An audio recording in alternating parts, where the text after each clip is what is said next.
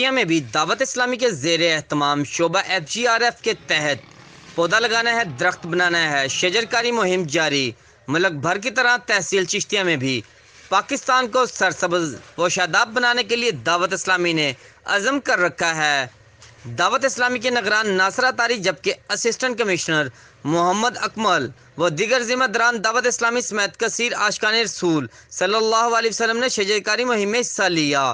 اس موقع پر میڈیا سے بات کرتے ہوئے میاں ناصر اطاری کا کہنا تھا کہ الحمدللہ چشتیہ شریف میں بانی دعوت اسلامی حضرت علامہ مولانا محمد الیاس ستار قادری دامت برکاتہم عالیہ کے حکم پر جو انہوں نے پورے ملک پاکستان میں 26 لاکھ پودوں لگانے کا حکم دیا تھا، اس پر آج یہ چشتیاں کے عاشقان مصطفیٰ حاضر ہیں۔ الحمدللہ 1 اگست سے ہی آغاز ہو چکا تھا، مزید آج اس تحریک میں تیزی لانے کے لیے یہ عاشقان مصطفیٰ جمع ہوئے ہیں۔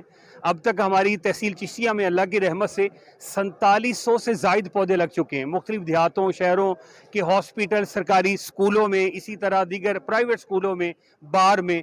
تو میں یہ دعا کرتا ہوں کہ اللہ تعالی ہمارے وطن عزیز پاکستان کو سرسبز و شاداب رکھے، آباد و شاد رکھے۔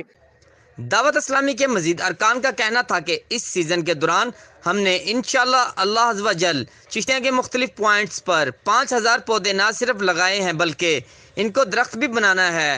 ملک بھر کے تمام عاشقان رسول یہی درخواست ہے کہ وہ بھی اپنے اپنے علاقوں میں پودے ضرور لگائیں تاکہ ہمارا ملک پاکستان سرسبز و شاداب ہو سکے اور اس سے بننے والی آکسیجن سے پاکستانی مستفید ہو سکے۔